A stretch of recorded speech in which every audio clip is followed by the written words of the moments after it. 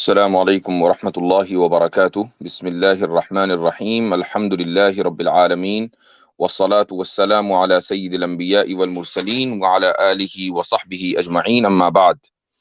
اچھا جی، تو آج کی جو شروعات ہے وہ دراصل میں ایک ایسے مسئلے سے کروں گا جس کا تعلق گزشتہ کل کی میری ایک ویڈیو سے ہے، اور یہ ویڈیو دراصل ساحل ادیم صاحب کے تعلق سے ہے، اور مسئلے کو مجھے کوئی ڈریگ نہیں کرنا تھا، لیکن اب لوگ اگر مجبور کریں ان کے فالوورز تو میں کیا کروں۔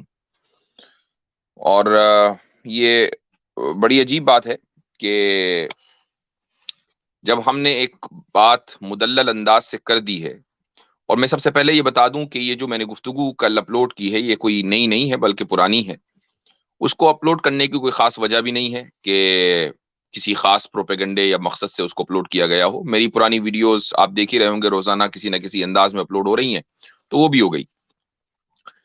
تو اس میں جو ان کے فالوورز ہیں وہ بڑے چیب جبی ہیں اور بڑے پریشان ہیں کہ بھئی یہ کیا بات ہوئی، ہمارے آئیڈیل کو آپ نے برا کہہ دیا، آپ نے ان پر تنقید کر دی۔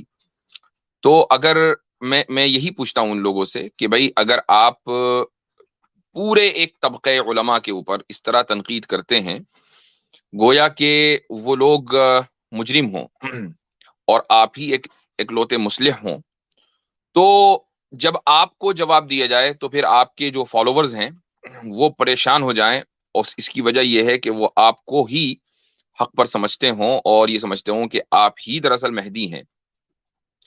تو یہ چیز تو ڈبل سٹینڈرڈ ہے۔ جس طریقے سے آپ دوسرے پر تنقید کرتے ہیں تو خود بھی پھر تنقید سننے کا حوصلہ ہونا چاہیے۔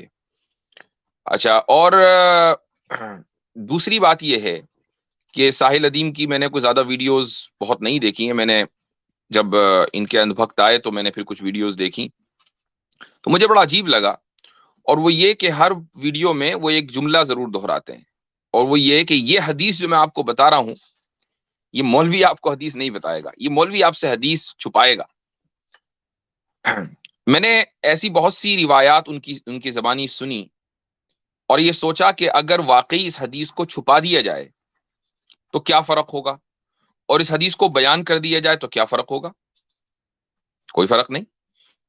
اب مثلا وہ حدیث تھوڑی دیر کے لیے مان لیں کہ علماء کا جو طبقہ ہے وہ حدیث چھپا رہا ہے، لیکن ساحل ادیم نے وہ حدیث بیان کر دی، تو کیا اسلامی انقلاب آ گیا؟ کیا اسلامی خلافت قائم ہو گئی؟ کیا مسلمانوں کے تمام مسائل حل ہو گئے؟ نہیں، آج بھی جو کا تو ہے، چند لوگ آپ کے ساتھ ہیں، اور جن لوگوں کو حدیث معلوم ہے ان کی زندگی میں کیا فرق پڑا؟ کوئی فرق نہیں پڑا، سوائے اس کے کہ وہ صالحین سے، میں تمام علماء کو یہ نہیں کہتا کہ سب کے سب بہت اچھے ہیں، علماء بھی انسان ہیں، غلطیاں ہوتی ہیں، ہر ایک سے ہوتی ہیں، لیکن وہ ایک پورے طبقے سے کہ جو دین کی روایت کا پاسبان اور محافظ ہے اس سے بدزن ہو گئے۔ اور یہاں کسی خاص مسلک کی بات نہیں ہو رہی ہے، اوور آل تمام علماء سے وہ بدزن ہو گئے، مساجد سے کٹ گئے، مسجدوں میں نہیں جاتے ہیں جو عام لوگ ان کو فالو کرتے ہیں۔ اور یہ میں واضح طور سے کہنا چاہوں گا، آج کوئی یہ سوچ سکتا ہے کہ بھئی میں نے یہ کس موضوع پر بات شروع کر دی۔ یہ بات کرنا اس لیے ضروری ہے کہ علماء سے بدزن ہونا، اوور آل علماء سے بدزن ہونا، کسی خاص عالم سے نہیں، یعنی اگر آپ مجھ سے بدزن ہو جائیں کوئی فرق نہیں پڑتا، ہاں اگر آپ کی بدزنی بے بنیاد ہے تو اس کا حساب اللہ تعالیٰ کے یہاں ہوگا، لیکن اگر آپ پورے طبقہ علماء سے بدزن ہو جائیں اور یہ کہیں کہ یہ لوگ چور ہیں، ساحل ادیم کی زبان میں یہ لوگ سازش کر رہے ہیں، یہ لوگ دجال کے پیروکار ہیں، اور تمام علماء سے جو روایت پسند طبقہ ہے ان سے آپ اگر بدزن ہو جائیں تو یہ ملحد ہونے کا سب سے فاسٹ راستہ ہے، الہاد کا سب سے تیز راستہ یہی ہے۔ اور یہی وجہ ہے کہ ساحل ادیم کا یہ ٹاپک ہماری اسٹریم سے ریلیٹ کرتا ہے، چونکہ ہماری جو اسٹریم ہوتی ہے وہ رد الہاد، رد ارتداد وغیرہ پر ہوتی ہے، اور یہی طریقہ، یہی راستہ ان بہت سے راستوں میں سے ایک ہے کہ جو انسان کو بہت تیزی کے ساتھ مرتد بنا دیتے ہیں۔ اچھا، ایک الزام جو ہم پر لگا اور وہ لگتا رہتا ہے وہ یہ کہ بھئی ہم لوگ تو کانگریسی ہیں، ہم لوگ جو ہے نیشنلسٹ ہیں، اور ہم لوگ خلافت کے خلاف ہیں، ہم لوگ نظام کے خلاف ہیں۔ ایسا نہیں ہے۔ میں آپ کو ایک آڈیو سنانا چاہتا ہوں، یہ یوٹیوب پر ہی پڑی ہوئی ہے، اور میرے استاد ہیں بلکہ انتقال ہو چکا ان کا، حضرت مولانا مفتی سعید احمد پالنپوری رحمہ اللہ، ان کا انتقال ابھی 2 سال کے اندر اندر ہوا ہے۔ دارالعلوم دیوبند کے شیخ الحدیث اور صدر المدرسین تھے، یعنی دارالعلوم دیوبند میں جو علماء موجود ہوتے ہیں اپنے زمانے میں، ان میں سب سے اوپر ان کی پوزیشن تھی۔ تو ان کا ایک بیان ہے جو میں مختصر آپ کو سناؤں گا، اور یہ بیان غالباً انگلینڈ میں انہوں نے دیا ہے، سوال جواب شاید چل رہے ہیں، اور یا کینیڈا میں، بہرحال وہ انڈیا میں نہیں ہے اور کسی اسلامی ملک میں نہیں ہے۔ تو میں آپ کو وہ سنانا چاہوں گا کہ مفتی سعید صاحب کیا فرماتے ہیں خلافت کے تعلق سے، اور اس کا پس منظر یہ ہے کہ کچھ لوگ ان کے پاس آئے اور انہوں نے خلافت کے تعلق سے مفتی صاحب کا موقف جاننا چاہا، تو یہ آپ ان کی زبانی ہی سنیں۔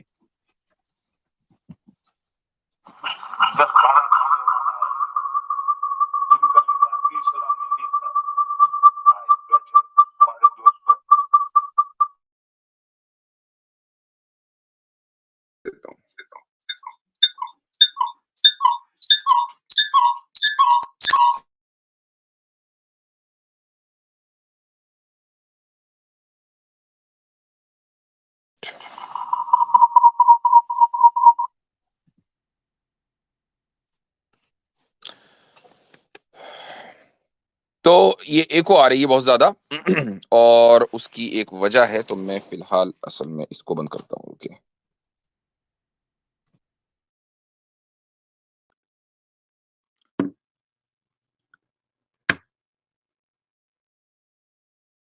جی، آپ کو آواز میری آ رہی ہوگی، اور اب آپ دیکھیں انشاءاللہ یہ صحیح آنی چاہیے۔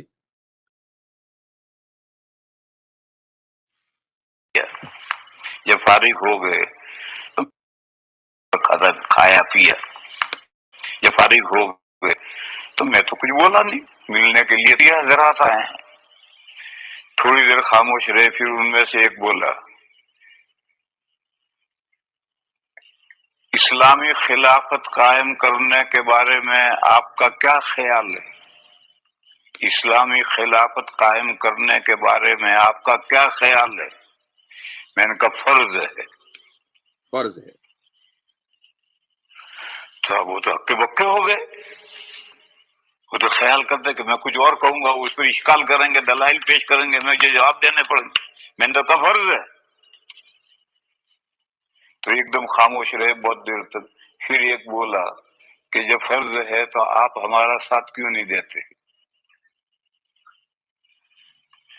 تو میں نے ان سے کہا کہ آپ نے جو اگلا سوال کیا ہے، اس سے پہلے ایک درمیان میں سوال ہے، وہ پہلے سوال کرو، پھر اس تیسرے سوال پر آئی ہو۔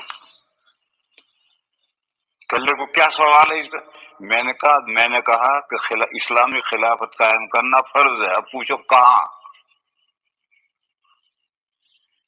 تو کہنے ہاں یہ سوال رہ گیا، کہاں؟ میں نے کہا جاؤ مصر میں اسلامی خلافت قائم کرو، ترکی میں کرو، عراق میں کرو، ایران میں کرو، پاکستان میں کرو، یہ مسلمانوں کے ملک ہیں، جہاں اسلامی خلافت نہیں ہے وہاں پاسبلٹی ہے، جاؤ وہاں کرو۔ کہنے کہ وہاں تو گردن اڑتی۔ تو میں نے کہا پھر اللہ کے بندو، یہ ملک، یہاں کیا پاسبلٹی ہے اسلامی خلافت قائم کرنے کی؟ اور یہاں تمہیں سکون کا سانس لینے کا موقع دیا ہے غیروں نے، اب اس طرح کی تو نعرہ تکبیر کر کے سب زندگی کیوں جیرن کرتے ہو؟ تو یہ بات بالکل واضح طور سے مفتی صاحب نے کہی ہے کہ خلافت قائم کرنا مسلم ممالک میں فرض ہے۔ جو میں نے بات کہی تھی اس میں بھی کوئی فرق نہیں ہے، میں نے یہ کہا تھا کہ خلافت قائم کرنا وسیلہ ہے، مقصد نہیں ہے، اور وسائل بھی بعض مرتبہ فرض ہوتے ہیں۔ مثال کے طور پر نماز پڑھنے کا جو وسیلہ ہے وہ وضو ہے، اور وضو کرنا فرض ہے۔ تو وسیلہ ایسا نہیں ہوتا کہ وسیلے کی کوئی حیثیت نہیں ہے، وسیلے کی بھی حیثیت ہے۔ تو یہ ہمارا موقف ہے، اور میں سمجھتا ہوں کہ بالکل 2 اور 2 4 کی طرح واضح ہے، اس کو مزید ریپیٹ کرنے کی ضرورت نہیں ہے۔ 2 باتیں میں کہوں گا اور اس کے بعد پھر انشاءاللہ میں لنک پبلک کروں گا۔ وہ یہ ہے کہ ساحل ادیم کو میرا مشورہ ہے، اور مجھ سے کبھی بات کرنا چاہیں تو کر سکتے ہیں۔ یعنی میں یہ سمجھتا ہوں کہ اگر وہ صحیح منہج پر کام کریں گے تو ان میں خیر ہے، لیکن اگر منہج غلط ہوگا تو ان میں شر ہی شر ہے، اور انسان کو کم سے کم اپنی خیر اور اپنے شر دونوں کے اوپر مطلع رہنا چاہیے کہ مجھ سے امت کیسے فائدہ اٹھا سکتی ہے اور میں کیسے امت کو نقصان پہنچا رہا ہوں۔ تو اگر آپ کو پتا ہے تو آپ اس نقصان پہنچانے سے بچیں، اور آپ کو اگر اپنی خیر پتا ہے، آپ کے اندر جو خیر چھپی ہوئی ہے وہ خیر آپ امت کو دیں، تو میں یہ سمجھتا ہوں کہ ان کے اندر خیر ہے، لیکن اپنے منہج کو وہ درست کر لیں، اور اس کے لیے مجھ سے کبھی وہ بات کرنا چاہیں تو اہلاً و سہلاً، موسٹ ویلکم۔ وہ پبلکلی بات کرنا چاہیں، وہ پرائیویٹلی بات کرنا چاہیں، کوئی مسئلہ نہیں ہے، کمیونیکیشن بہت ضروری ہے۔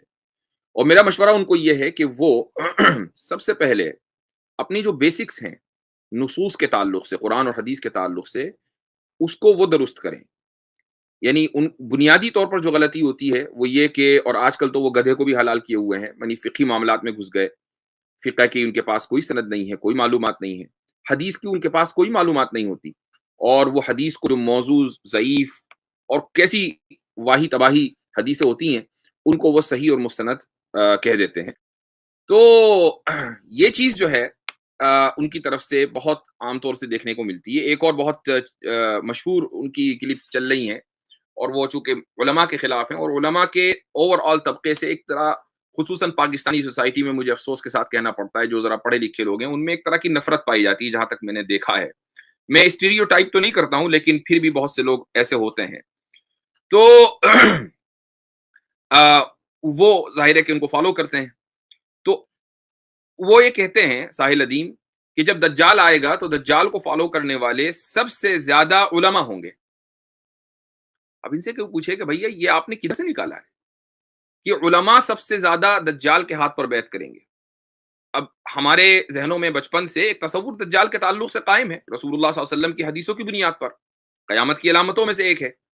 لیکن اگر آپ کو کوئی یہ بتا دے کہ دیکھو یہ جو علماء ہیں نا یہی آئیں گے دجال کے ساتھ، تو جس کے ذہن میں یہ تصور بچپن سے قائم ہے اور مضبوطی اور رسوخ کے ساتھ قائم ہے، تو اس کو تو بدظن ہو نہیں ہے۔ لیکن ایسی کوئی حدیث موجود نہیں ہے کہ جس میں یہ ہو کہ رسول اللہ صلی اللہ علیہ وسلم نے ایسی کوئی بات ارشاد فرمائی ہو۔ البتہ ایک حدیث ہے جس کا تعلق دجال سے ہے، لیکن انڈائریکٹلی۔ اس حدیث کو میں آپ کے سامنے پڑھ کر سنا دیتا ہوں۔ وہ حدیث یہ ہے، اس میں مسند احمد میں ہے غالباً، جی ہاں مسند احمد میں، حدیث نمبر ہے 21296۔ تو ابو ذر الغفاری رضی اللہ عنہ روایت کرتے ہیں، وہ یہ کہتے ہیں کہ میں رسول اللہ صلی اللہ علیہ وسلم کے ساتھ جا رہا تھا، تو آپ نے فرمایا اور 3 مرتبہ کہا کہ لغیر الدجال اخوفنی علی امتی، دجال کے علاوہ بھی ایک چیز ایسی ہے کہ جس کے تعلق سے مجھے اپنی امت کے حوالے سے بڑا خوف ہے۔ 3 مرتبہ یہ بات کہی، تو میں نے کہا کہ یا رسول اللہ ما ھذا الذی غیر الدجال اخوفک علی امتی کا، کہ دجال کے علاوہ وہ کون سی چیز ہے کہ جو آپ اپنی امت کے حوالے سے بہت زیادہ آپ کو پریشان کرتی ہے؟ تو آپ نے فرمایا ائمۃ مضلین، ائمۃ مضلین، گمراہ کن ائمہ، گمراہ کرنے والے ائمہ۔ یہ حدیث کے الفاظ ہیں، حدیث ضعیف ہے، اور یہ الگ بات ہے کہ اس کی بہت سی سندیں ہیں، تو سندوں کے ساتھ مل کر وہ حسن لغیرہ ہی بن جاتی ہے۔ لیکن اب سوال یہ ہے کہ ائمۃ مضلین سے مراد علماء ہو، یہ کہاں لکھا ہوا ہے، یہ کہاں سے ثابت ہوا، اور یہ کیسے پتا چلا اس حدیث سے کہ وہ دجال کے ہاتھ پر بیعت کریں گے؟ چونکہ رسول اللہ صلی اللہ علیہ وسلم دجال کے علاوہ ایک دوسرے فتنے کی طرف اشارہ کر رہے ہیں، اور وہ فتنہ ہے ائمۃ مضلین کا۔ اب ائمہ جمع ہے امام کی، امام کے لیے جس طرح آپ مسجد کے امام کو امام کہتے ہیں، ایسے ہی جو آپ کو پولیٹیکلی لیڈ کرتا ہے مسلمان، وہ بھی امام ہے، خلیفہ بھی امام ہے، بادشاہ بھی امام ہے، جو آپ کی پولیٹیکل لیڈرشپ ہے وہ بھی امام ہے۔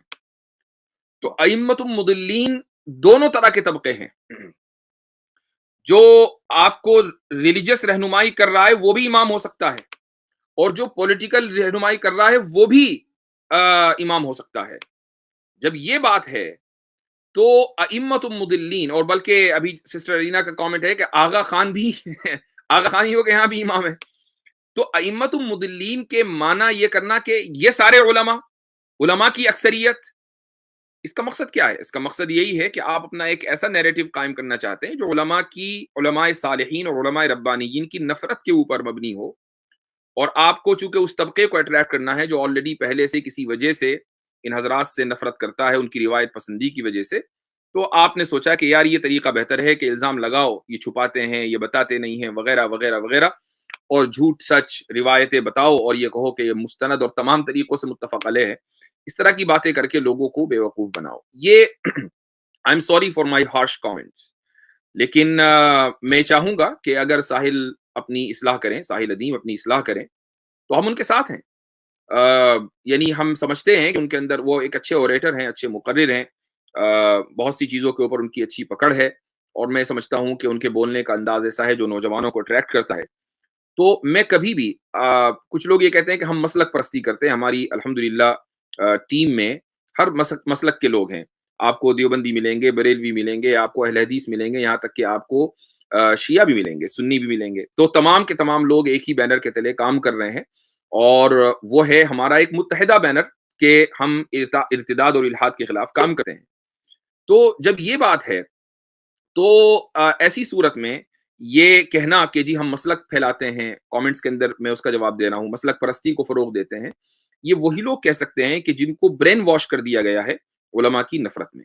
تو میں تمام لوگوں سے یہ اپیل کروں گا جو میری اس ویڈیو کو دیکھ رہے ہیں، چاہے وہ ان کے مخالف ہوں. میں نہیں چاہوں گا کہ آپ ان کو گالیاں دیں، بالکل بھی آپ کو بغالی نہیں دینی ہے. کہ ہمیں اختلاف کرنا ہے، اور اختلاف ہم دلائل کی بنیاد پر کرتے ہیں، ہم ذاتیات کے اوپر اختلاف نہیں کرتے، ذاتیات کی بنیاد پر. تو میں آپ سے یہی چاہوں گا کہ آپ ساحل ادیم کی ذاتیات کو بالکل الگ رکھیں. ہاں، ان سے اگر کبھی آمنا سامنا ہو، ان کی ویڈیو پر اگر آپ جائیں تو حدیث کا ریفرنس ضرور مانگیں. چونکہ ایک آدمی اگر 1 2 4 10 مرتبہ غلطی کر دیتا ہے حدیث کا ریفرنس دینے میں، تو وہ پھر ہمیشہ اس پر اعتماد حدیث کے تعلق سے اٹھ جاتا ہے. یہ میں آپ کو ایک حدیث سنا کر پھر لنک عام کروں گا. رسول اکرم صلی اللہ علیہ وسلم نے ارشاد فرمایا کہ جو شخص جھوٹی بات میری طرف منسوب کرتا ہے یہ جانتے ہوئے کہ وہ جھوٹی ہے، فہوا احد الکاذبین، کہ وہ 2 جھوٹوں میں سے ایک جھوٹا ہے. پہلا جھوٹا وہ ہے جس نے وہ بات گڑھی ہے، اور دوسرا جھوٹا وہ ہے جو اس کو نقل کر رہا ہے. تو اگر آپ کو یہ پتا چل گیا کہ یہ حدیث بالکل ختم ہے اور اس روایت کا کوئی وجود نہیں ہے، اور اگر نہیں پتا چلا تو بیان کرنے سے پہلے اس کی تحقیق کرنا ضروری ہے. تو دونوں تو اعتبار سے آپ کو نہیں پتا، اگنورینس ایکسکیوز نہیں ہے. آپ کو نہیں پتا ہے تو آپ تحقیق کریں، سیکھیں، اور پتا ہے تو آپ بیان کیوں کر رہے ہیں. تو یہ چیزیں اہم ہیں. اور حدیث کے تعلق سے ہمیں بالکل بھی نرمی اختیار نہیں کرنی. حدیث رسول کوئی معمولی چیز نہیں ہے. ایک آدمی کو اگر ہم یہ دیکھ رہے ہیں کہ وہ فریکوینٹلی موضوع حدیث بیان کر رہا ہے اور غلط سلط چیزیں رسول اکرم صلی اللہ علیہ وسلم کی طرف منسوب کر رہا ہے، تو ظاہر ہے کہ پھر علماء کو سامنے آنا پڑے گا. اگر علماء سامنے نہیں آئیں گے تو یہی غلط سلط حدیثیں رسول اکرم صلی اللہ علیہ وسلم کی طرف منسوب ہو کر معاشرے کے اندر پھیل جائیں گی، رواج پا جائیں گی. پھر اس کی اصلاح کیسے ہوگی؟ تو بر وقت ہمیں یہ کہنا پڑے گا کہ آپ پہلے اپنی بنیادوں کو مضبوط کریں، علم سیکھیں، اس کے بعد پھر آپ سامنے آئیں. اور یہ بھی کوئی ضروری نہیں ہے کہ آپ اس کے لیے کسی مدرسے میں داخلہ لیں. مثال کے طور پر ڈاکٹر اسرار احمد کا جو نظریہ ہے وہ تقریباً وہی تھا جو ساحل ادیم کا ہے. لیکن ڈاکٹر اسرار احمد رحمۃ اللہ علیہ ایک بڑی معتبر شخصیت تھے. ان سے اختلاف علمی بنیادوں پر تو آپ کر سکتے ہیں، لیکن یہ کہنا کہ یعنی ان کے اوپر الزام لگانا، یا ان کو شہرت کا طالب کہنا، یا مثلاً یہ کہنا کہ ان کا رویہ علماء کے خلاف تھا، ایسا کبھی نہیں آپ کو ملے گا. وہ تو علماء کی بہت زیادہ عزت کرتے تھے، احترام کرتے تھے. تو ان کی کسی بات سے علمی طور پر آپ اختلاف کریں وہ الگ ہے، لیکن میں تو ان کو نہایت ہی قابل احترام شخصیت سمجھتا ہوں. تو اس لیے یہ وضاحت بہت زیادہ ضروری تھی.